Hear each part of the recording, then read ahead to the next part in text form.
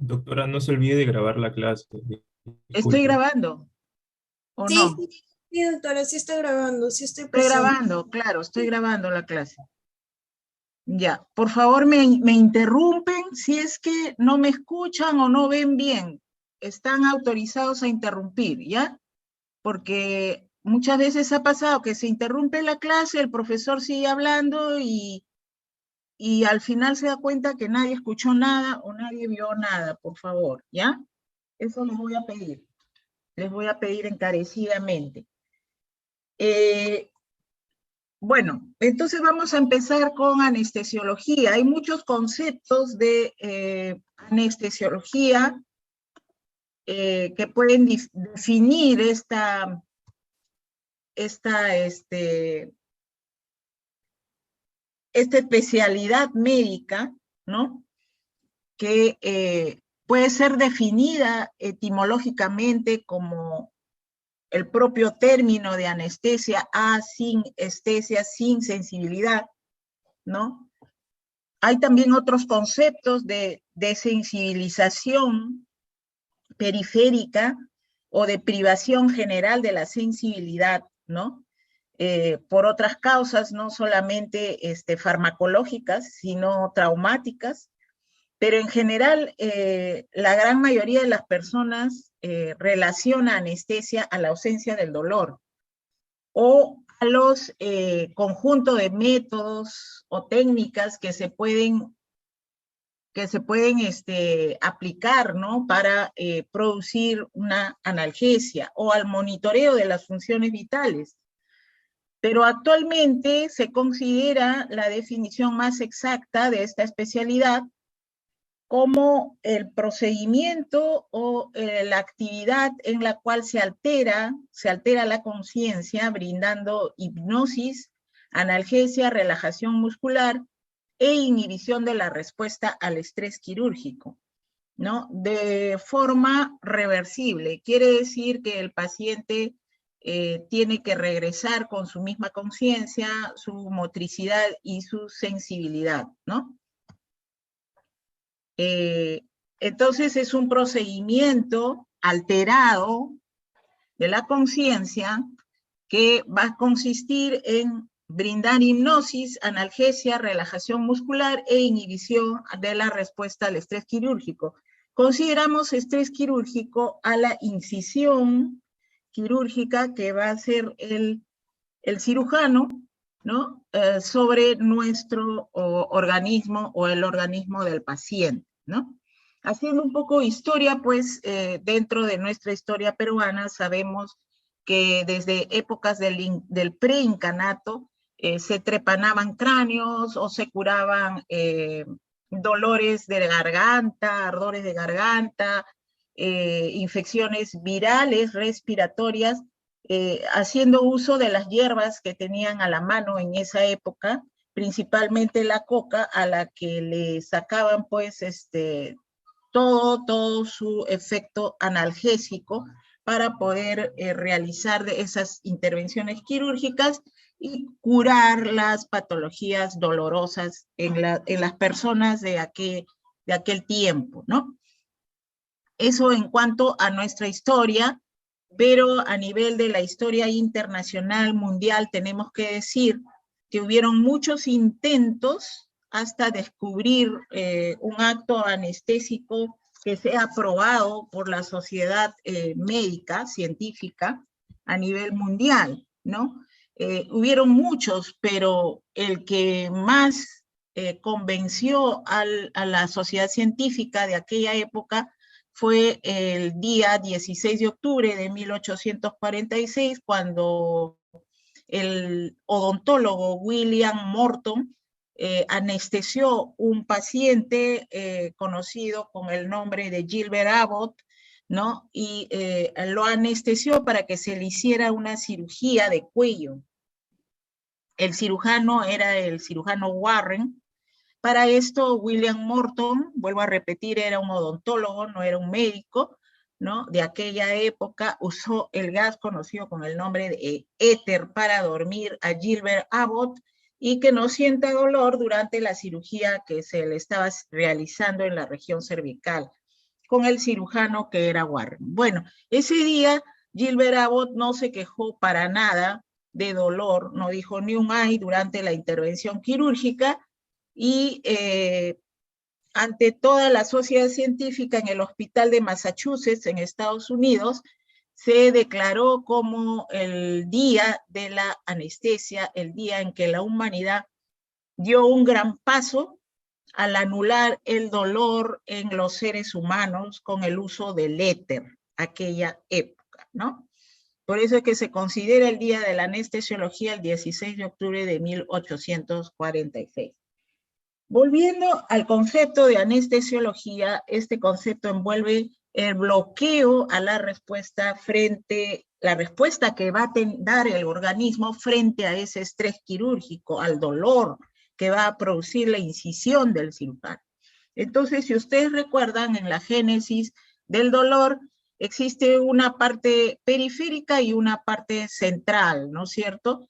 La parte periférica de la génesis del dolor tiene que ver con los nociceptores periféricos a nivel de la piel, de los músculos, etcétera, que se encuentran a nivel de esos tejidos, y las finales de las terminaciones nerviosas periféricas que van a llevar la información hacia la región central, ¿no? Entonces, esta parte periférica que tiene que ver con nociceptores que van a recibir el estímulo del dolor, van a desencadenar una liberación de sustancias inflamatorias, ¿no?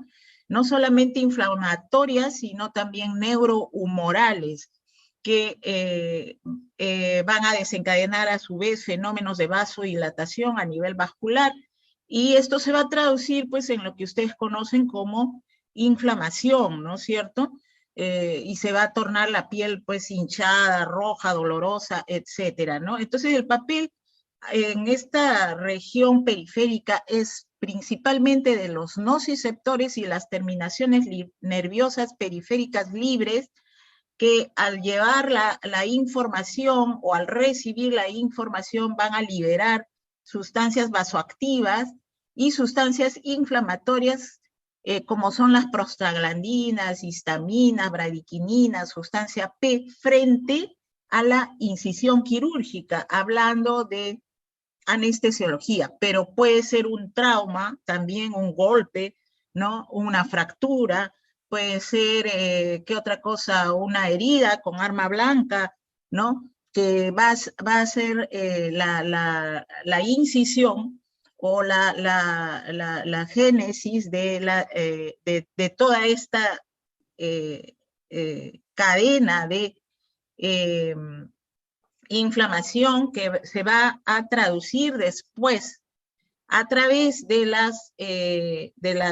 los centros nerviosos a nivel medular, van a conducir esa información de inflamación a través de los haces espinotalámicos hacia la corteza cerebral, donde ya se va a identificar el lugar del dolor, y en los ganglios basales cerebrales se va a producir la respuesta emocional al dolor, ¿no? Entonces, como ustedes ven, esta génesis del dolor va a ser no solamente periférica, sino también central, ¿no? Y vamos a ver qué es lo que se va a generar como respuesta, sobre todo a nivel central, ¿no? Que se va a ubicar el dolor, la zona del dolor, cuando esta información llega a la corteza cerebral, y a la vez, cuando esta información pasa por los núcleos basales, que vamos a ver más adelante cuáles son, se va a generar la respuesta emocional al dolor, ¿no? Que puede ser miedo, puede ser sufrimiento, puede ser reflejo de huida, de defensa, frente a sentir dolor. Entonces, toda esa información va a ser transmitida después de esta inflamación producida a nivel periférico a través de las terminaciones nerviosas a las regiones centrales del sistema nervioso. Médula espinal, a través de los tractos espinotalámicos, hacia el sistema límbico, tálamo, hipotálamo, ¿no? Y hasta llegar a la corteza. Bien, entonces toda esta respuesta inflamatoria, liberación de citoquinas que van a producir, y respuesta neurohumoral con liberación de catecolaminas, van a hacer que estas dos respuestas generen una disfunción tanto cerebral como pulmonar que puede acabar en un hipercatabolismo y por lo tanto en un aumento de la demanda de oxígeno de todos los tejidos, fundamentalmente el cerebral, y ir el paciente a una disfunción orgánica, ¿no es cierto? Si es que no se trata o si es que no se bloquea esa respuesta normal del organismo frente al dolor, que va a generar la incisión quirúrgica en este caso, porque estamos hablando de anestesiología, estamos en la asignatura de anestesiología, entonces nuestra incisión quirúrgica que va a realizar el cirujano es lo que va a generar normalmente en el organismo una respuesta como la que estamos describiendo, ¿no? Entonces, pero ustedes se preguntarán cómo es que actúan estos fármacos para bloquear este dolor y producir inconsciencia, analgesia y relajación muscular. Hay dos teorías, una más aceptada que la otra, en cuanto a cómo los anestésicos, los fármacos, actúan sobre nuestro organismo para producir o bloquear las sensaciones de dolor. Una es la teoría biofísica, que postula que los fármacos lo que harían es ensanchar las membranas celulares a nivel de todos los tejidos, produciéndose un bloqueo de los canales iónicos, ¿no? Y impidiendo así la despolarización de la membrana. Esta es una teoría conocida con el nombre de biofísica. La otra teoría es la teoría bioquímica, ¿no? Que postula que cada fármaco anestésico actúa sobre determinados receptores a nivel del sistema nervioso central, produciendo sus efectos, ya sea estimulándolos estos receptores o ya sea en el 90% de los fármacos inhibiendo la acción de estos receptores, ¿no? Y sus neurotransmisores, como son sobre todo el ácido gamma aminobutírico, el neurotransmisor inhibitorio de las reacciones cerebrales a nivel de la terminación nerviosa central. Esta es la teoría más aceptada, la teoría bioquímica actualmente, por la cual actuarían la gran mayoría de los fármacos anestésicos, ¿no? Actualmente no se sabe cómo es exactamente que actúan los fármacos. Como vuelvo a repetir, esta es la teoría más aceptada.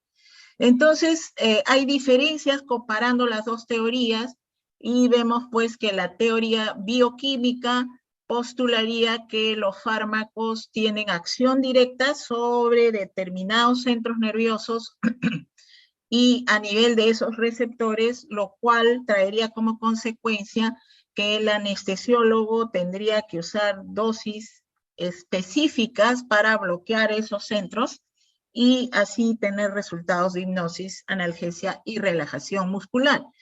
Obviamente, todos estos fármacos van a bloquear las funciones de la membrana, sobre todo neuronal, ¿no? Para evitar su despolarización y evitar la transmisión del estímulo y disminuir así la actividad cerebral, produciéndose la hipnosis, la inconsciencia o el sueño anestésico, ¿no? Entonces, ya entrando a qué nivel actuarían estos fármacos, vamos a ver pues que desde tiempos anteriores, ¿no? Existió un anestesiólogo conocido con el nombre de Gödel en Europa. Entonces, esto fue después de que Morton usó éter. Gödel se preocupó de cómo íbamos a saber que el paciente estaba en un plano superficial o en un plano muy profundo. ¿qué parámetros?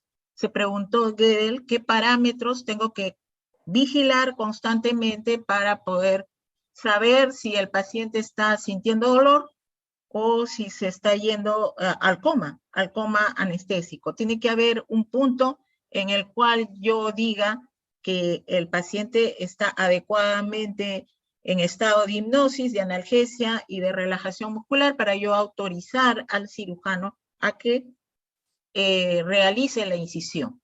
Entonces, Gödel en esa época no tenía monitores como hay actualmente, ¿no? Entonces tenía solo sus manos, sus sentidos, sus ojos, sus oídos, ¿no?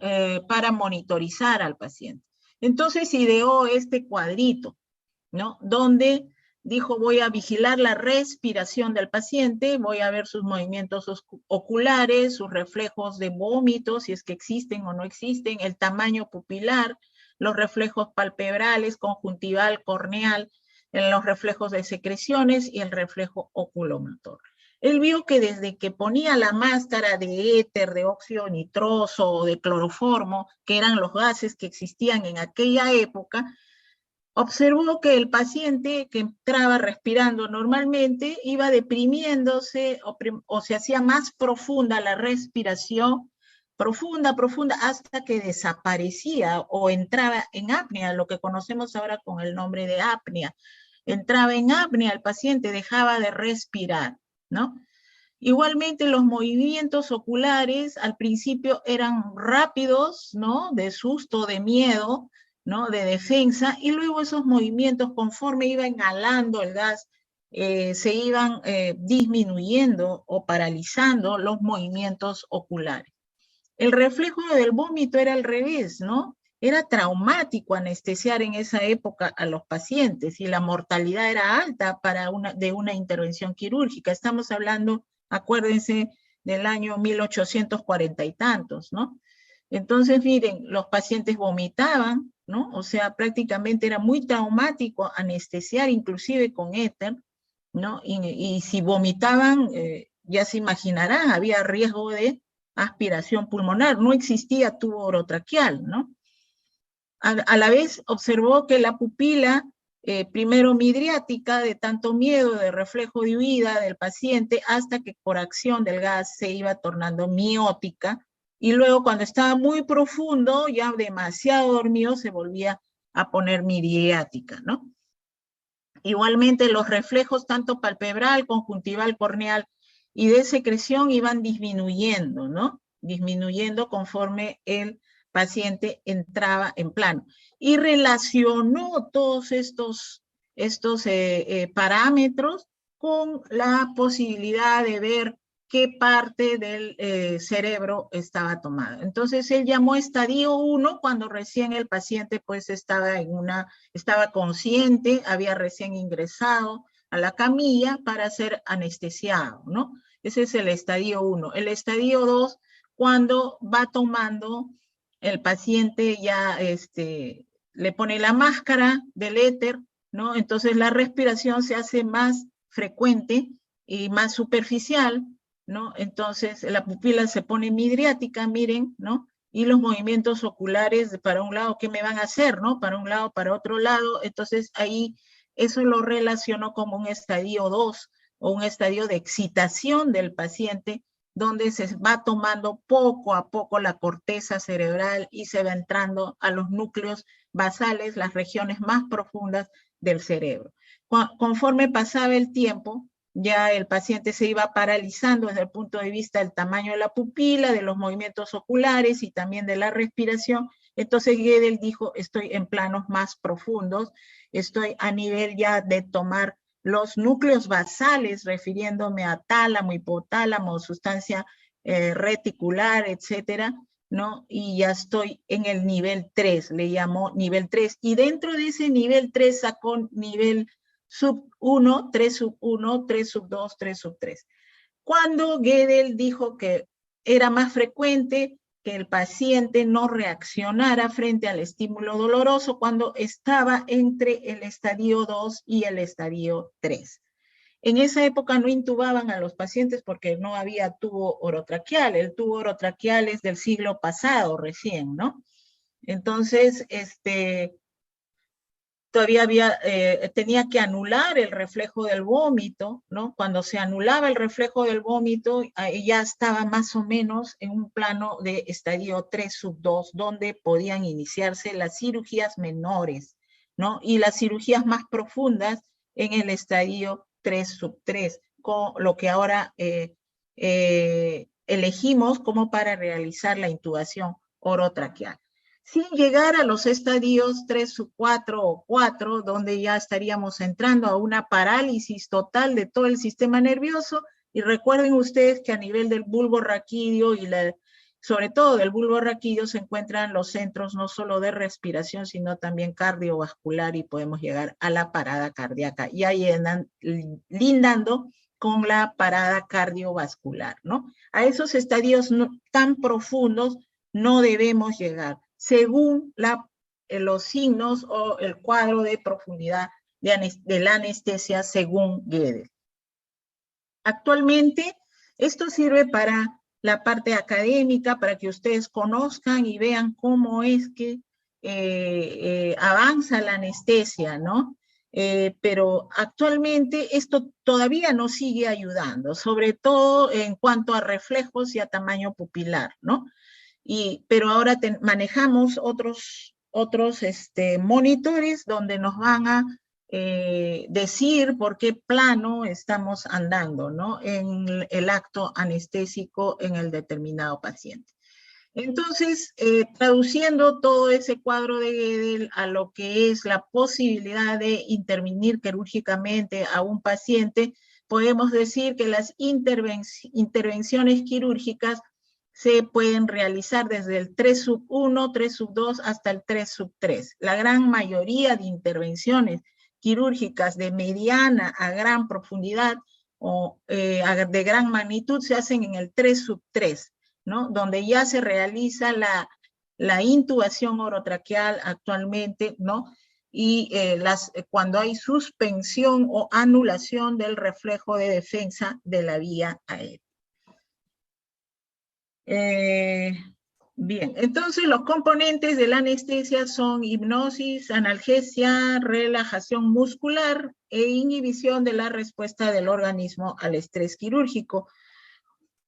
Y siempre debe haber amnesia, ¿no es cierto? Obviamente, muchos de los fármacos que vamos a conocer hoy día nos van a dar amnesia, nos dan hipnosis y nos dan amnesia también, ¿no? Entonces, vamos a entrar a analizar cada uno de estos factores de la anestesia, cómo vamos a conseguir hipnosis con los fármacos que vamos a conocer de hoy en adelante. Estos fármacos, pues, nosotros sabemos que van a actuar a estos niveles de la formación reticular, de la corteza cerebral, ¿no? ¿Cómo? Inhibiendo el retículo, la formación reticular, ¿no? Para bloquear la generación de estímulos del despertar.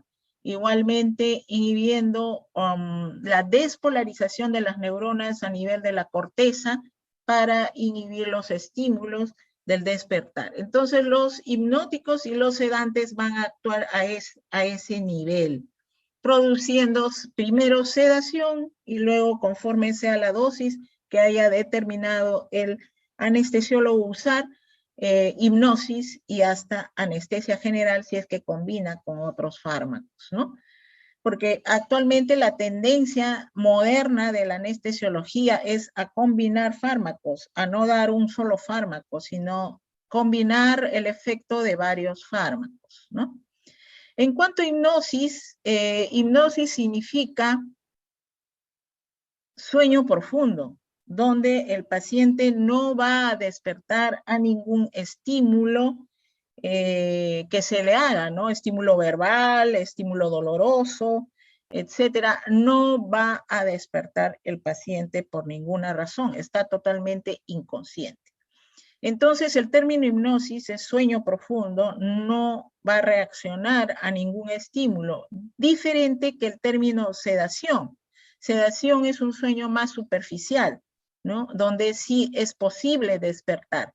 Y eso lo pueden hacer también los hipnóticos, pero en dosis menores.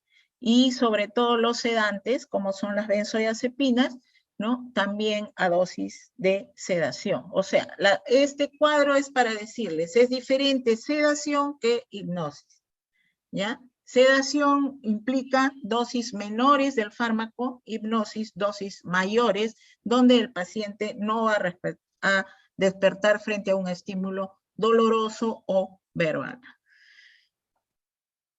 Hay diferencias entre un sueño normal y un sueño anestésico. Un sueño anestésico va a suprimir las ondas electroencefalográficas, tanto que puede llegar a un voltaje cero. No es necesario llegar a un voltaje cero, pero se podría llegar, así como también ustedes ya ahorita saben los estadios de la anestesia, entre el 3/2, 3/3 se debe quedar para realizar las operaciones medianas a profundas, ¿no? Igualmente, ese sueño no debe llegar por debajo de anular las ondas eléctricas cerebrales, ¿no? Las va a mantener, pero las va a disminuir profundamente, ¿no? Otra diferencia muy importante entre un sueño normal y un sueño anestésico es que en el sueño anestésico usted está bloqueando todos los reflejos de defensa de vía aérea, ¿no? Quiere decir que el paciente corre riesgo de aspiración pulmonar porque no hay deglución, no hay tos, no hay estornudo, no hay reflejos de defensa de vía aérea y se puede contaminar y hay riesgo de aspiración, ¿no? Porque se encuentra en decúbito dorsal. ¿Puede despertar a los estímulos externos en el sueño normal? Sí, pero en el sueño anestésico no debe despertar a ningún estímulo externo ni debe guardar recuerdos de la intervención quirúrgica. Bien, entonces hemos analizado que la hipnosis es compromiso de conciencia, de corteza y sobre todo de bloqueo de los estímulos a nivel del sistema reticular o de la formación reticular en la base cerebral. Los analgésicos, ¿a qué nivel van a actuar? Van a actuar a nivel de la corteza sensitiva, ¿no? Localizando, recuerden que les dije que toda la información llega a través del haz espinotalámico, ¿no? Hacia la corteza cerebral y hacia los núcleos basales del cerebro. Entonces, llega la información a nivel de la corteza sensitiva y lo que va a hacer el ser humano es percibir el dolor y localizar la zona del organismo donde le duele, ¿no? Cuando la información llega al sistema límbico, va a sentir la afectación del dolor. Todos no somos iguales. Hay personas que sienten el dolor como 10, como hay personas más estoicas y sienten el dolor como 5 o como 3, ¿no? Entonces eso depende del sistema límbico, de la información cuando llega al sistema límbico. Ahí se va a traducir el grado de afectación del dolor para cada persona, ¿no? Igualmente a nivel del tálamo, del hipotálamo, va a haber identificación del dolor y se va a traducir la respuesta en la estimulación simpática, ¿no? Va a haber liberación de catecolaminas, va a autorizar la liberación de catecolaminas y va a haber taquicardia, va a haber hipertensión frente al dolor. A nivel de la formación reticular que tiene la función de mantener despierto al ser humano, en el caso de los analgésicos, van a bloquear todas esas sensaciones a nivel de la formación reticular, así como a nivel de los núcleos motores del tronco encefálico, inhibiendo la respuesta de huida, de miedo frente al dolor. Bien, a esta hora ya es muy tarde para entrar a la clase. La alumna Álvarez Irene quiere entrar a la clase, pero ya es demasiado tarde, ¿no? O son puntuales o no entran a la clase, si no tendrán que verlo ya por el PPT nomás. Bien, entonces, acá también para demostrarles entonces que los anestésicos que vamos a conocer en la siguiente clase, por ejemplo, los gases inhalatorios van a actuar también a nivel de la corteza sensitiva y ya a sitios más específicos a nivel de los receptores de la corteza sensitiva, como van a ver más adelante, y también no solamente los anestésicos, sino también los analgésicos, los opioides.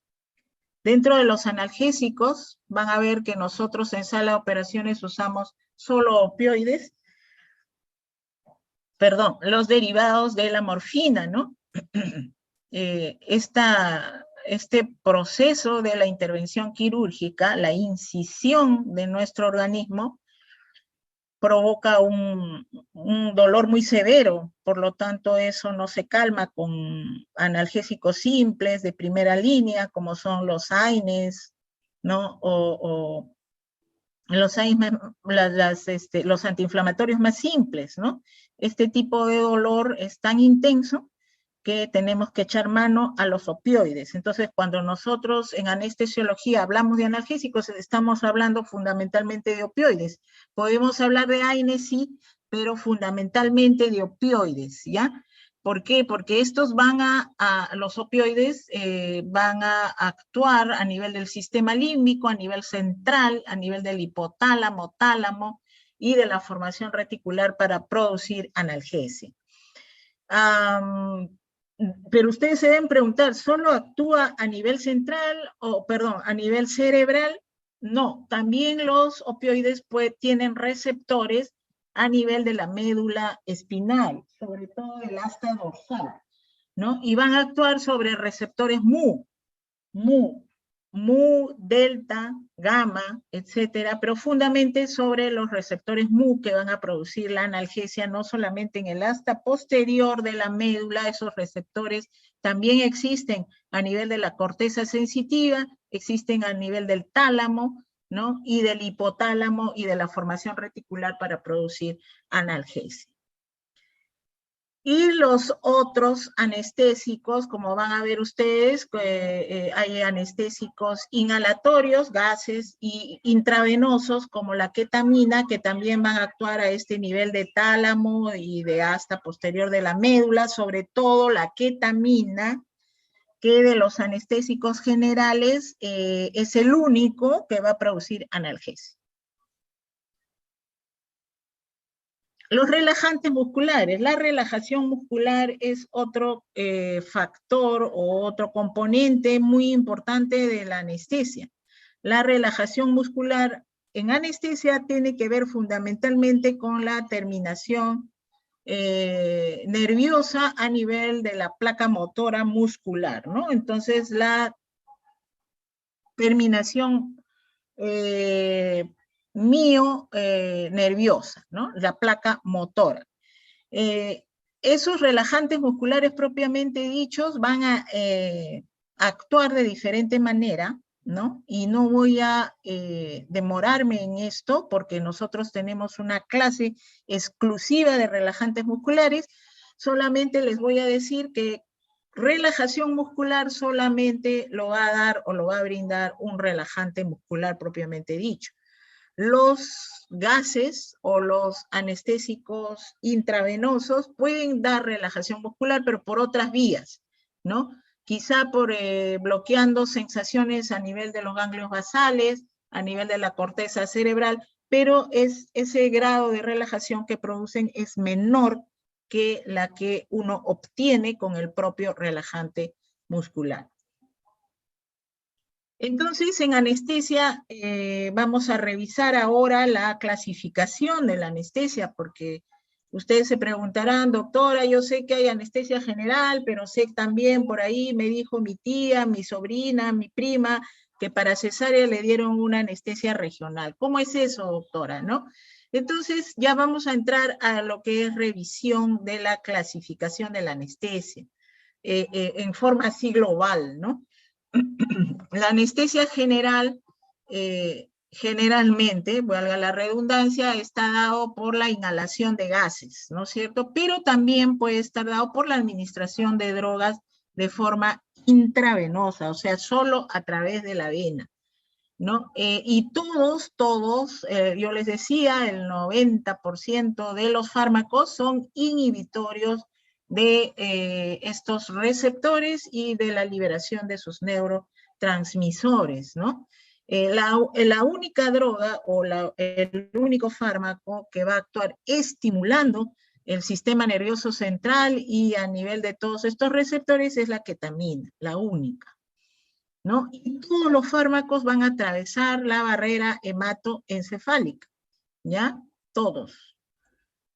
Entonces, la clasificación de la anestesia puede ser general, loco, regional o regional, también se conoce con ese nombre. La anestesia general puede ser inhalatoria cuando se da gases puros, ya casi no existe, porque como vuelvo a repetir, la tendencia actual de la anestesiología moderna es a combinar el efecto de todos los fármacos. Entonces, dar solo gases ya no existe. Anestesia inhalatoria hay, como ustedes pueden preguntarle a cualquier anestesiólogo, pero si yo doy anestesia inhalatoria, sí, pero como término anestesia inhalatoria pura, nadie da actualmente, ¿ya? Anestesia intravenosa, solo por la vena, aplicar fármacos hipnóticos, analgésicos y relajantes musculares, solo por vena, sí existe, solo fármacos intravenosos. Es más, actualmente la tendencia moderna de la anestesiología es a dar anestesia intravenosa y anestesia combinada, ¿no? Ya vamos a ver qué es una anestesia combinada. Balancear o mezclar gas con intravenoso se conoce con el nombre de anestesia balanceada. Entonces, si un anestesiólogo te dice, pero si yo doy anestesia inhalatoria, sí, no es anestesia inhalatoria, es anestesia balanceada, porque él combina gas con opioide o con relajante muscular, que es por vía intravenosa. Entonces, esa es una anestesia balanceada, ¿ya? Y dentro de la anestesia general, todavía sin salirnos de la anestesia general, tenemos la moderna, que es la anestesia combinada, que como su nombre lo dice, combinar anestesia general con anestesia regional por dos razones. ¿Por qué la anestesia regional? Porque me va a permitir ahorrar, ¿no? O disminuir dosis de anestésicos generales y combinar efectos, ¿no? De varios fármacos. Y la otra razón es porque yo con una anestesia regional puedo dejar un catéter para a través de ese catéter administrar otros fármacos para continuar con la analgesia, sobre todo postoperatoria, ¿ya? Entonces, la anestesia combinada es combinar anestesia general con anestesia regional. No confundir con la balanceada, que es la combinación del gas con el intravenoso. La anestesia regional, el otro tipo de anestesia puede ser neuroaxial o puede ser periférica. La neuroaxial puede ser epidural o raquidia, ¿ya? Vuelvo a repetir, dentro de la neuroaxial tenemos a la anestesia epidural o peridural o extradural, son sinónimos, y en la neuroaxial tenemos la anestesia subaracnoidea o también llamada anestesia raquídea. Dentro de la anestesia regional tenemos también a la anestesia periférica, que ahí tenemos que hablar de la anestesia local y del bloqueo de los plexos, ¿no? Generalmente para cirugías de miembros superior o miembro inferior que usa la traumatología. Entonces, monoanestesia ya no hay. Anestesia combinada sí, ¿ya? Que combina los efectos de los diferentes fármacos y así poder usar menor dosis de cada uno de ellos. Realmente me da pena no admitir a los alumnos que recién están intentando entrar a la clase, pero en aras de la puntualidad, porque tenemos que aprender a ser puntuales desde pequeños, ¿ya?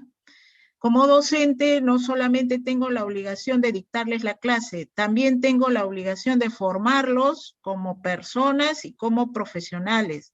Y una de las características de una persona es ser puntual. Si te dicen a una hora, a esa hora tienes que entrar. Yo he dado aproximadamente 5 minutos para esperar que entren los que por algún motivo no han podido entrar. Pero entrar después de 20, 30 minutos ya no me parece correcto, ¿ya? Después de todo está la grabación, está el PPT, y para la próxima, por favor, todos puntuales. Continuando con la clase, fase de la anestesia. Entonces, ahora vamos a ver cómo es que entra un paciente a anestesia. Primero, entra a la sala de operaciones, lo que hacemos con él es monitoreo básico estándar. Eso quiere decir vigilar.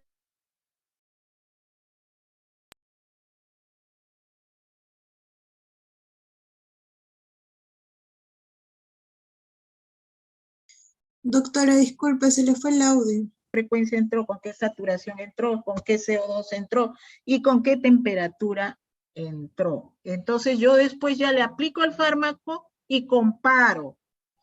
Él entró así, ¿aló? ¿Me escuchan bien? ¿O me he salido de la clase? ¿Están escuchando? Ahora Sí, sí, te escuchamos. Ya, ok. Continúo entonces.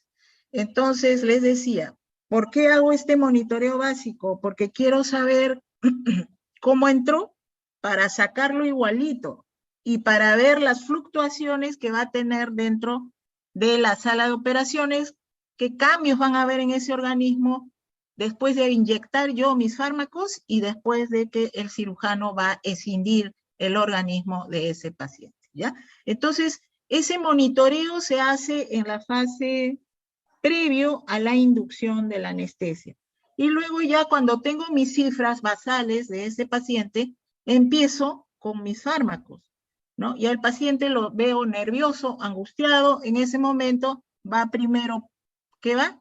El analgésico, en una dosis potente, ¿no? Primero el analgésico por la vena en una dosis potente, estoy hablando de opioides, ¿no? Para producirle una base de analgesia. No solamente, el opioide no solamente da analgesia, también da paz y estabilidad emocional. Entonces lo va a tranquilizar al paciente. Se va a sentir mejor con el medio ambiente, se empieza a liberar y te empieza a hablar. Doctor, doctora, estoy preocupado. No se preocupe, señora, le va a ir muy bien en la cirugía. No, ese doctor operará bien. Opera bien, señora, no se preocupe. Yo soy tal fulano, ustedes identifican, soy el anestesiólogo, soy la anestesióloga que lo va a dormir o que encargado de cuidarle su vida durante toda la cirugía. Ah, ya dice. Y mientras usted le iba hablando, ya le colocó el analgésico potente y luego sigue el hipnótico, ¿no? Que vamos a ir conociendo qué analgésicos, qué hipnóticos, ¿no? Luego sigue el hipnótico, el paciente sigue hablando y de repente usted nota que ya no habla, que entró en apnea, porque actualmente ya los periodos por los que pasa el paciente, los que describió Gödel, ya no se ven, porque tenemos fármacos tan rápidos, tienen un periodo de latencia tan corto y un tiempo de acción tan rápido, tan corto también, que el paciente ya no siente en qué momento entra en apnea, en qué momento entra en taquicardia, en qué momento se le sube la presión, el estadio 2 pasa volando, nunca se acuerda el paciente porque los fármacos han sido cada vez más depurados en cuanto a sus efectos adversos. Y actualmente ya los pacientes no sienten nada de eso, ni guardan recuerdos desagradables de esa etapa, ¿no? Entonces duermen, entran en inconsciencia rápidamente y luego al final, cuando ya entra en apnea y usted está apoyando, asistiendo a la ventilación, se coloca el relajante muscular al final. Luego se procede, eso es la inducción de la anestesia, ¿no? Luego se procede a la intubación, ya después de colocar el relajante muscular, el paciente entra en apnea total, no lo puedes abandonar porque si no se va al paro cardíaco, entonces ¿qué hay que hacer? Asistir la ventilación hasta que actúe bien el relajante muscular para realizar la laringoscopía y la intubación orotraqueal, ¿ya? Y luego conectarlo a un ventilador mecánico, porque usted no va a asistir la ventilación todo el tiempo que dure la cirugía, no, ¿no es cierto? Hay que colocarlo a un ventilador mecánico, por eso se le intuba, ¿ya? Se le intuba. Y se programa también el ventilador mecánico, frecuencia respiratoria, volumen corriente, tiempo de inspiración, expiración, etcétera, ¿no? son cosas ya de la especialidad. Para ustedes, la fase de la anestesia es esa, la inducción, la primera fase donde hago el monitoreo, donde le doy analgesia, hipnosis, relajación muscular, intubo. Y luego paso a la fase de mantenimiento. Ya de inicio del mantenimiento, el cirujano corta o escinde el cuerpo del paciente y empieza a trabajar el cirujano. Mientras trabaja el cirujano, el anestesiólogo está monitorizando en la fase de mantenimiento, monitorizando cómo va reaccionando ese organismo frente a los fármacos que he colocado y frente a la incisión que está haciendo el cirujano. Yo tengo que ver cómo es ese cirujano. Manipula las vísceras, tracciona las vísceras, porque tracción de vísceras y manipulación de vísceras provoca reacciones de tipo cardiovascular, sobre todo en el paciente, ¿no? ¿Cómo le ha ido con mis fármacos? ¿Ha liberado histamina? ¿No ha liberado histamina? Etcétera. ¿Y qué cantidad? Y si está en plano, si no va a recordar nada, si está en una hipnosis adecuada y no va a recordar. ¿Cómo va a saber usted, doctora? Yo ya no uso el cuadrito de Gödel, sí uso la pupila, eso sí, pero tengo otro monitor para ver en qué plano anestésico está el paciente, si mi dosis de hipnótico fue la adecuada y el paciente realmente ha perdido la conciencia. De repente no, ¿no? Porque por el efecto del relajante muscular está paralizado totalmente toda su musculatura y no me puede hablar, no me puede decir nada, ni moverse, ¿no? Entonces, ¿cómo sé que está en hipnosis y en analgesia adecuada? Hay un monitor que conocemos con el nombre de BIS, B de buenos, I de inteligentes, y S de sanos, BIS, ¿no? El BIS, el monitoreo biespectral de la conciencia, me va a decir en qué sueño estoy, ¿no? En qué sueño está el paciente. Entonces, el BIS, si es que oscila entre 40 y 60, valor numérico de BIS, se puede decir que el paciente está en hipnosis adecuada o en inconsciencia adecuada.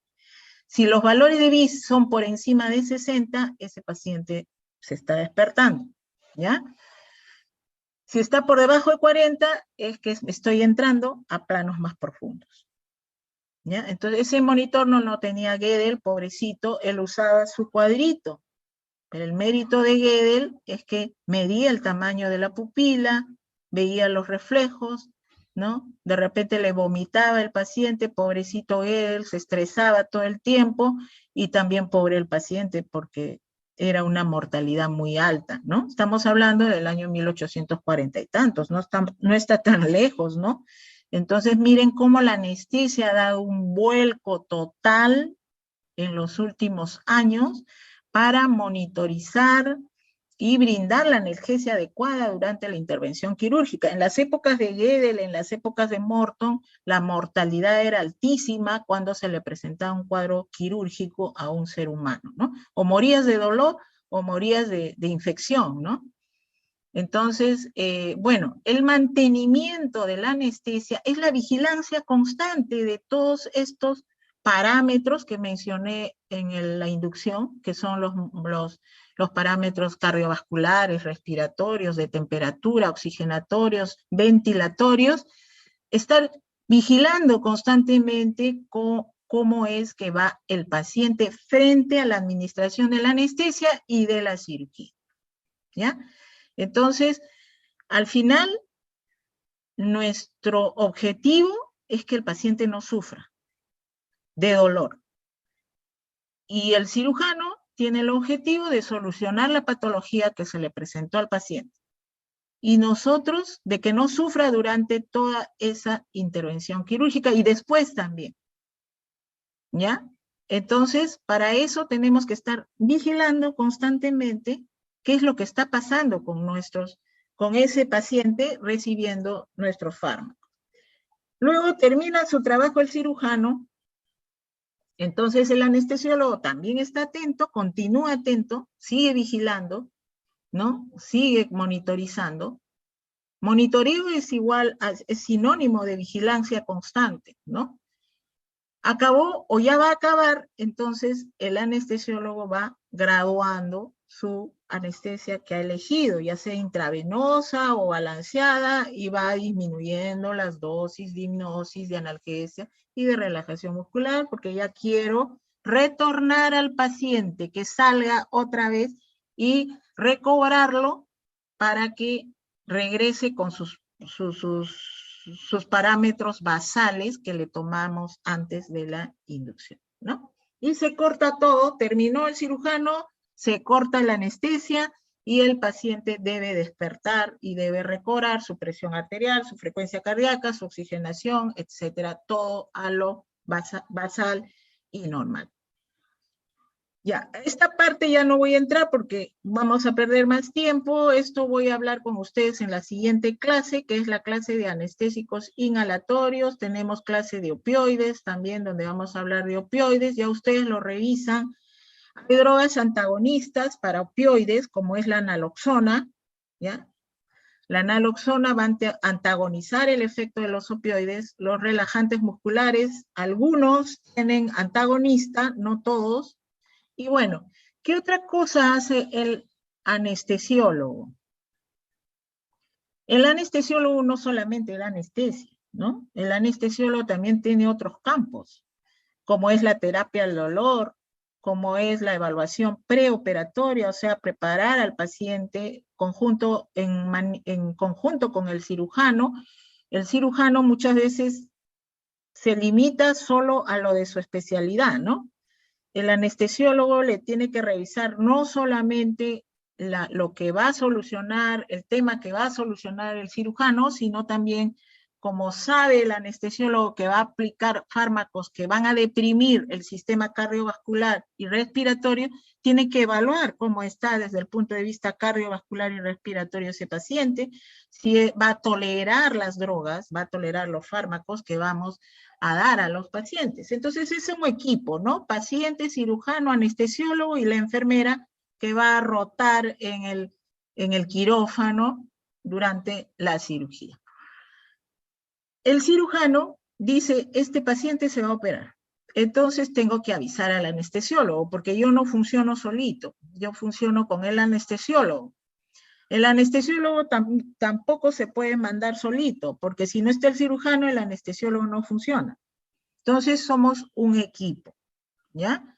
Donde también está el personal paramédico, que es la enfermera, y la técnica de enfermería que nos ayuda a alcanzar todo lo que es material quirúrgico aséptico para garantizar que el paciente no se infecte, ¿no?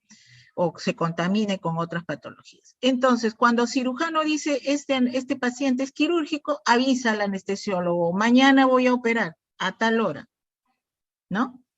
Entonces el anestesiólogo recibe la solicitud del cirujano por escrito y dice qué cama es ese paciente, en qué sala está, voy a verlo, voy a conocerlo, quién es.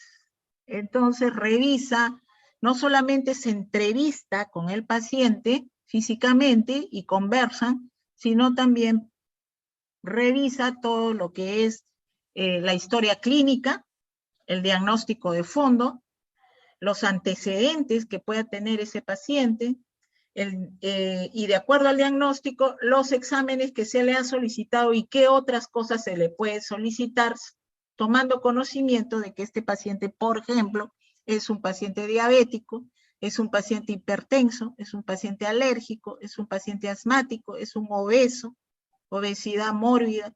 Entonces, el anestesiólogo dice, no, este paciente necesita esto más. Y conversa con el cirujano y le dice, ¿sabes qué? Tu paciente tiene esto, aparte de tu diagnóstico quirúrgico, tiene alergia, es hipertiroideo, es asmático. Ah, yo no sabía, dice el cirujano. Sí, entonces todavía no puede entrar a la sala. Tengo que pedir, ¿qué necesitas? Tengo que pedir dosaje de hormonas, tengo que pedir evaluación neumológica, riesgo neumológico, tengo que pedir placa de tórax, tengo que pedir, etcétera, ¿ya? Y además el anestesiólogo revisa lo que le interesa al anestesiólogo, no solamente los pulmones, el corazón y el sistema nervioso central, sino también la vía aérea, ¿no? ¿Por qué? Porque el anestesiólogo va a producir apnea con sus fármacos y va a tener que intubar al paciente y colocarlo en ventilación mecánica. Por lo tanto, quiero saber si no voy a tener problemas para realizar la intubación orotraqueal.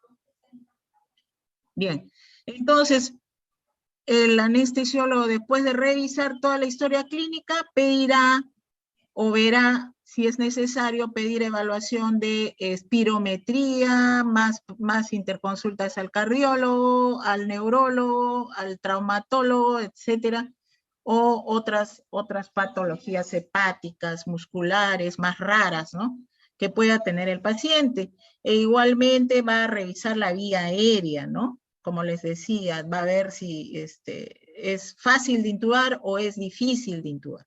Va a analizar el riesgo cardiovascular, ¿no? Y va a ver la necesidad de pedir riesgo neumológico. Actualmente, lo que hacemos con los pacientes para la evaluación neumológica es pacientes menores de 40 años que no tengan patología o antecedente de enfermedad neumológica, no se le pide riesgo neumológico.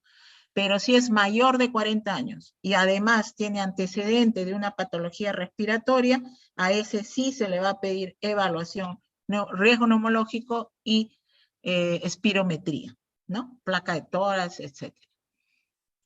Luego, todos los exámenes de rutina que ustedes ya conocen, hemoglobina, hematocrito, glicemia, creatinina, examen de orina, serológicas, grupo sanguíneo, factor IRH, etcétera, todo eso debe estar presente dentro de la historia clínica y lo revisa el anestesiólogo que esté presente, ¿no? Esto para los pacientes que tienen patología pulmonar, a quienes se les pide o se les indica un riesgo neumológico o alguna espirometría, ¿no? Para ver cómo está el funcionamiento pulmonar. Ahora con la pandemia hay mucha patología respiratoria y hay que pedir pues bastante riesgo neumológico, sobre todo espirometría, para saber si es que no hay secuelas post-COVID, ¿no? Y después no se nos achaque alguna responsabilidad postquirúrgica, ¿no? Yo entré sano, dicen los pacientes, ¿no? Yo entré sano, pero salí con esto en el pulmón. No, ya lo tenía, ¿no? Y se les pone en conocimiento después de la visita preanestésica, porque ese es el nombre que lleva esta evaluación que hace el anestesiólogo frente al paciente que va a ser operado. Una visita preanestésica, una evaluación preoperatoria antes de entrar a sala, ¿no? Entonces todo esto influye en un paciente que va a ser sometido a una cirugía programada, pero si es una cirugía de emergencia, ¿ya? Ahí cambia la cosa. En emergencia ya no voy a estar pidiendo, así tenga antecedentes de fumador crónico, de asma, de lo que sea, ya no voy a estar pidiendo espirometría, ni riesgo neumológico, no, ni ningún otro análisis. En emergencia todo vale, es cuestión de vida o muerte, ¿no? El paciente en shock hipovolémico por herida de arma blanca tiene que entrar a sala sí o sí, así esté o no esté compensado, sea diabético y no está compensado, tiene que entrar sí o sí, ¿ya? Y se compensa en sala de operaciones, porque si no se muere afuera. Bien, entonces, en vista de que, de acuerdo al estado físico en el que va a entrar el paciente a sala de operaciones, está en relación a la mortalidad quirúrgica, la Sociedad Americana de Anestesiólogos creó este cuadro que vemos acá, conocido con el nombre de grupo de riesgo anestesiológico, ¿no? Entonces, al final, el anestesiólogo, después de revisar la anamnesis, la historia y el tipo de paciente y el diagnóstico que tiene y la cirugía que se le va a hacer, lo califica como grupo de riesgo ASA 1, 2, 3, 4, 5 y hay hasta 6, ¿no? Que es el donante de órganos. El ASA 1 es aquel que, por ejemplo, es un paciente sano, sin antecedentes de nada, ¿no? pero que, por ejemplo, está presentando una apendicitis aguda, ¿no? Entonces ese paciente se va a recuperar y tiene una mortalidad periquirúrgica de 0.1%, muy baja, ¿no?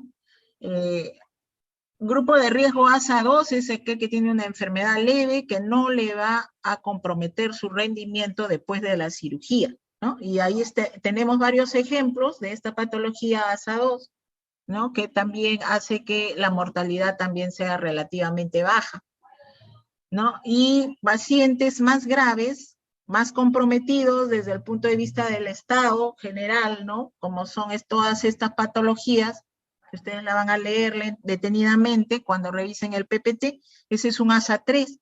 Miren cómo sube la mortalidad periquirúrgica. Cuando hablamos de periquirúrgica estamos hablando de pre, intra y posoperatorio, ¿ya? Peri es todo, ¿ya?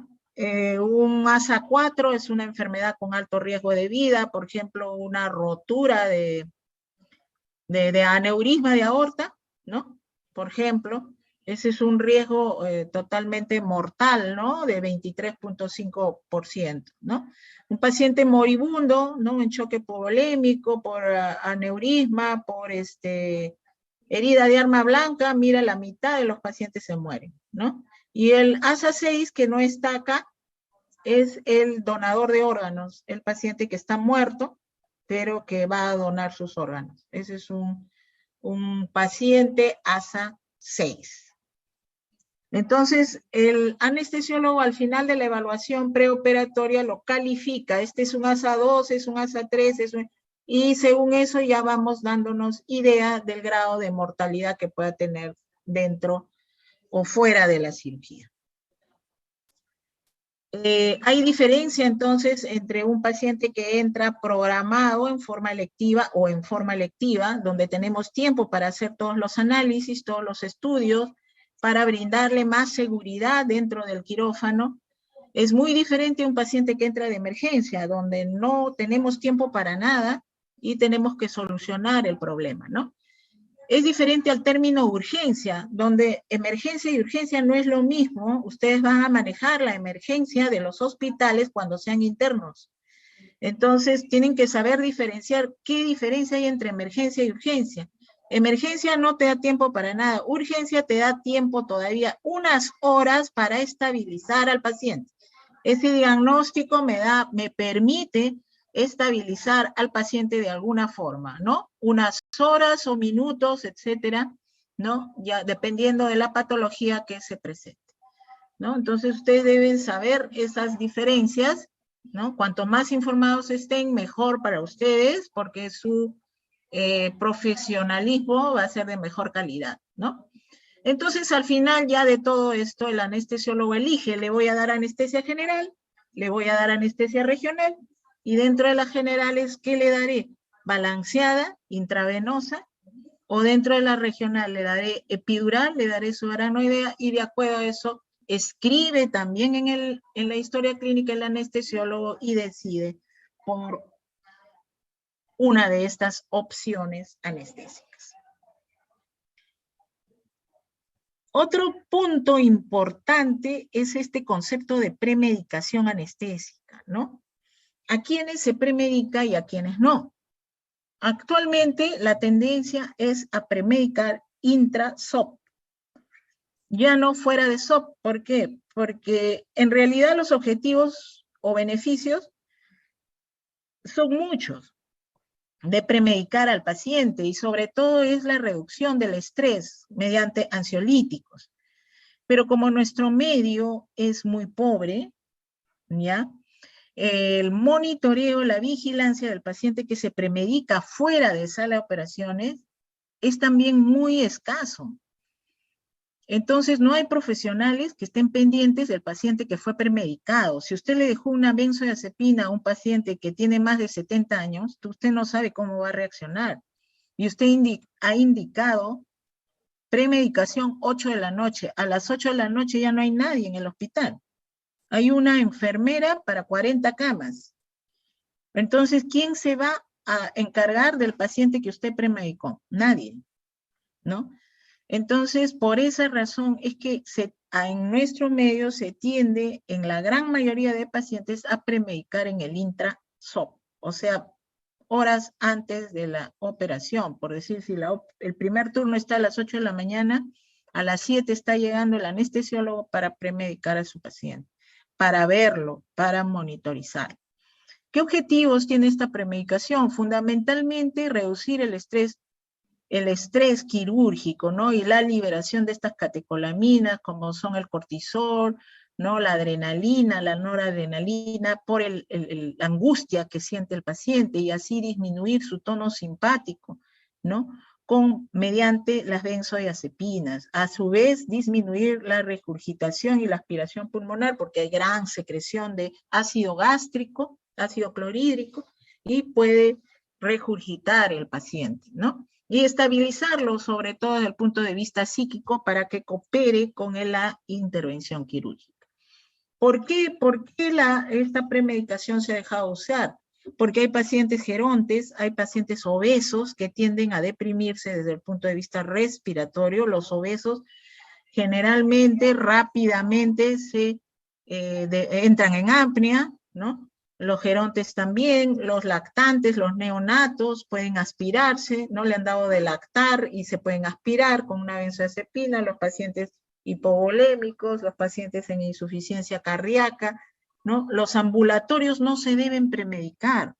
Los ambulatorios no se premedican, ¿ya? Porque no sabemos qué es lo que pasa en su casa. Hay que tener mucha comunicación con el paciente, ¿no? Acá estamos en el Perú. Los pacientes generalmente tienen la idea de que para resistir la intervención quirúrgica tienen que tomarse un caldo de gallina, ¿no? Antes de la operación, a las 6 de la mañana. Tienen esa idea, ¿no? O tomarse un café con leche, con un sándwich de chicharrón. No, el paciente debe estar en nada por vía oral desde las 10 de la noche del día anterior a la cirugía, porque si no, los vamos con el hipnótico que le voy a colocar, el analgésico que le voy a colocar, que deprime los reflejos de la vía aérea, el paciente va a vomitar toda la leche, el café con leche, el sándwich con chicharrón, y después todo eso se pasa ¿a dónde? Al pulmón. Entonces se transforma en una gran aspiración pulmonar y luego dice, el anestesiólogo tuvo la culpa. No, a veces el paciente, hay que comunicarse bien con el paciente, hay que decirle bien claro, señor, no tome nada ni beba nada desde las 11 de la noche para adelante. Y si usted toma o bebe algo, es responsabilidad suya, ¿no? Porque ahí está el peligro. Entonces, estos pacientes no se deben premedicar. Igualmente, los pacientes que han sufrido golpes o traumatismos cráneoencefálicos no se deben premedicar. Hay que evaluar el estado de conciencia del paciente.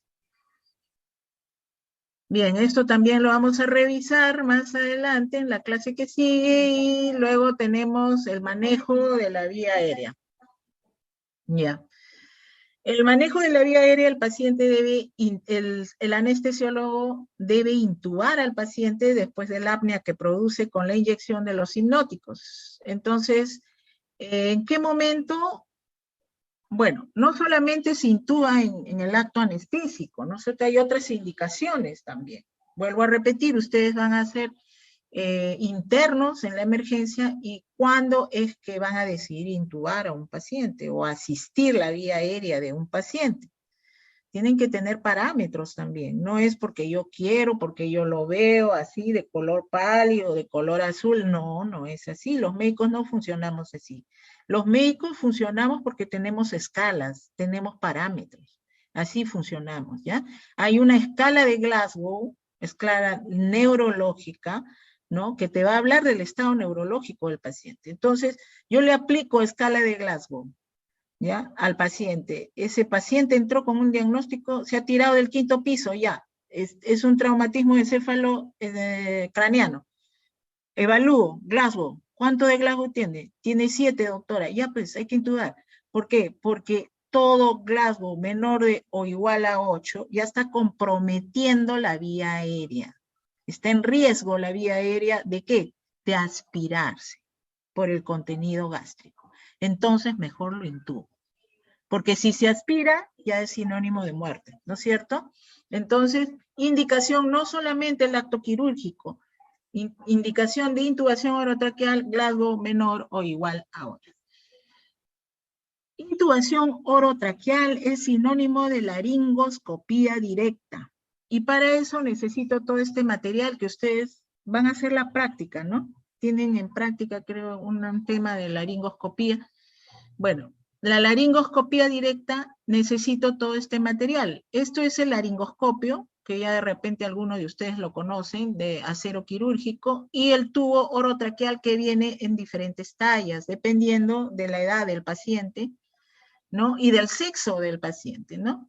Acá, por ejemplo, dice varones 8.5, mujeres 7.5 a 8. Bueno, en la práctica es mujeres 7 a 7.5, mujeres peruanas, y varones 8, sí, 8.5 muy grueso.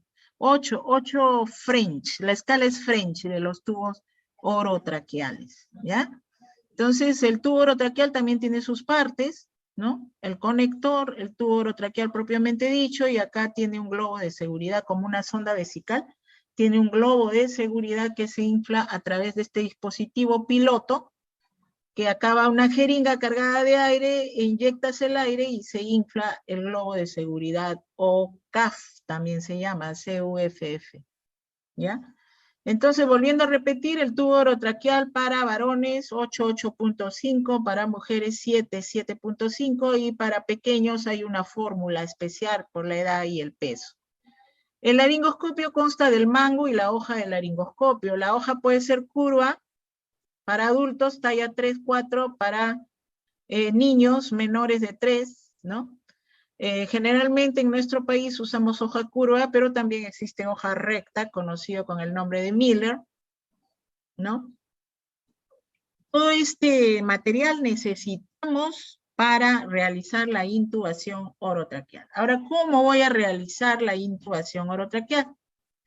Acá tienen ustedes el laringoscopio, paciente ya está con analgésico, con hipnótico, está en apnea, ya no te responde, aunque esté con los ojos abiertos. Usted coge su laringoscopio con la mano izquierda, por favor, no se olviden, mano izquierda, mango del laringoscopio, después no van a estar intubando con la mano derecha, después te van a decir quién te enseñó, ¿ya? Ojo, laringoscopio, mango, mano izquierda. La hoja se articula con el mango y se levanta, así. La mano derecha abre la boca del paciente, la mano izquierda introduce la hoja del laringoscopio por la línea media de la boca, ¿Hasta dónde voy a introducir la hoja del laringoscopio? Hasta visualizar la epiglotis del paciente. Voy a pasar por toda la lengua, encima de la lengua. A ver, acá estoy pasando por encima de la lengua hasta llegar al término de la base de la lengua. Esta es la lengua, esta parte que está acá arriba, tongue, lengua. Final de la base de la lengua, comienzo del epiglotis, y voy a visualizar esta lengüeta de color rosado que conocemos con el nombre de epiglotis. Cuando visualizo esto, epiglotis, con la mano izquierda que está agarrando el mango del laringoscopio, levanto el piso de la boca hacia adelante y hacia arriba para que me muestre la glotis. Y voy a reconocer la glotis por las cuerdas vocales en B invertida, ¿no? Y mantengo la fuerza del brazo izquierdo, de la mano izquierda hacia arriba y hacia adelante para que no se caiga el piso de la boca. Recuerden que el paciente está totalmente inconsciente, relajado, y visualizando esta imagen, las cuerdas vocales y la glotis, con la mano derecha agarro el tubo orotraqueal como si fuera un lapicero, no se empuña el tubo, sino se agarra con 3 dedos y se desliza entre cuerda y cuerda vocal, hasta que desaparezca de tu visión el globo de seguridad del tubo orotraqueal. Entonces ahí inflas el manguito, aquí dice 10 a 20 centímetros de aire, eso está equivocado, máximo 8 cc de aire, no más. ¿Este procedimiento puede ser difícil? Sí, puede ser difícil. ¿En quiénes es difícil? En pacientes obesos, en pacientes de cuello corto, en pacientes con micrognatia, con macrognatia, en pacientes con sospecha de fractura o de lesión de alguna vértebra cervical por traumatismo, ¿no? En pacientes de tumoraciones de boca, tumoraciones de cuello, etcétera. Pero fundamentalmente los más frecuentes son los obesos y los que tienen apertura de la boca muy pequeña. ¿Cómo puedo predecir en la visita preanestésica que voy a tener una intubación difícil? Mediante el uso de estos predictores anatómicos, ¿no? El primero, el Corman-Lenné, es el único que va a ser hecho cuando uno hace directamente ya con el paciente dormido y la visualización de la vía aérea que estamos viendo, la laringoscopía directa. Los demás todos se hacen 24 horas antes de la cirugía en la evaluación preoperatoria. Entonces, el Corman-Lenné a la laringoscopía con paciente dormido, si veo, visualizo todo al 100%, es un Corman-Lenné 1. Si visualizo la glotis al 50%, un Corman-Lenné 2. Si solo visualizo la epiglotis, es un Corman-Lenné 3. Y si no visualizo nada, es un Corman-Lenné 4, ¿ya? Estas dos últimas son las dificultosas de intubar. En cuanto al Mallampati, eso va a ser hecho con el paciente despierto en la visita preanestésica. Le pido que abra la boca y que saque la lengua. Si visualizo paladar blando, pilares y úvula, lo visualizo al máximo, es un Mallampati 1. Úvula, paladar blando y pilares es un Mallampati 1. Si al abrir la boca al paciente solo veo el paladar blando y la base de la úvula y los pilares, es un Mallampati 2. Si solo veo el paladar blando, es un Mallampati 3. Y si no veo nada, la apertura de la boca es un Mallampati 4. Dificultad 3 y 4. También a la evaluación preanestésica le hago la medida de la distancia tiromentoniana. Si es mayor de 6.5 no voy a tener problemas. Si es menor, sí. La distancia externomentoniana, distancia... Uy, ¿qué pasó acá? La distancia, ahí ven, ¿están viendo? ¿Están siguiendo la clase? Sí, doctora. Ya, la distancia externomentoniana debe ser mayor de 12.5, ¿no? Normalmente. Si es menor, puedo sospechar dificultad para la intubación orotraqueal. Igualmente, le pido que abra la boca. Si tiene más de 3 traveses de dedo o más de 3 centímetros de apertura de boca, no voy a tener problemas para intubar. Pero si voy a tener menos, sí va a haber problemas para intubar. A su vez, si hay micrognatia, macrognatia, ¿no? Esta protrusión de la mandíbula o las alteraciones congénitas de la boca, del cuello, que ya les había mencionado. Generalmente en los ancianos, las artritis, las artrosis, evitan el movimiento de flexión y extensión del cuello y ahí también pueden haber problemas a la intubación orotraqueal, así como los pacientes quemados, ¿no? Que traen cicatrices queloides en la región del cuello, ¿no? Que pueden hacer difícil la intubación orotraqueal. Bueno, ¿y qué se hace en esos casos? ¿No se intuba? No, sí se puede intubar. ¿Qué alternativas tengo para realizar la intubación y el manejo de la vía aérea? Ustedes van a aprender a manejar la cánula de Mayo, que es esta, o cánula orofaringia, que venden en diferentes tallas para adultos 3, 4, para niños más chiquititos, ¿no? Y que sirve para permeabilizar la vía aérea o liberarla de la base de la lengua para mejorar la oxigenación en el paciente que está dormido y que está en apnea. Y para asistir la ventilación, ustedes saben que tenemos una máscara facial y otra alternativa que tenemos para intubación difícil es el combitubo, ¿no? Que es un tubo que va al esófago y se bloquea el esófago y luego a través de un orificio se ventila hacia la tráquea. Pero las alternativas que más usamos actualmente son la máscara laringea, que es una combinación tubo orotraqueal con máscara y que existe en diferentes tallas para adultos 3, 4 y 5, ¿no? Y como ustedes ven, combinación máscara, tubo, orotraqueal, y esto va a entrar hasta la región de la orofaringe, ¿no? Baja. Ahora vamos a ver. Este es un tipo de máscara laringea. Miren, acá están ensayando la intubación en un maniquí. ¿Cómo es que entra esta máscara? Después de saber intubar, o sea, no se puede intubar, yo puedo elegir por esta alternativa para garantizar la oxigenación de los tejidos. Recuerden que el paciente está en apnea y tengo que intubar.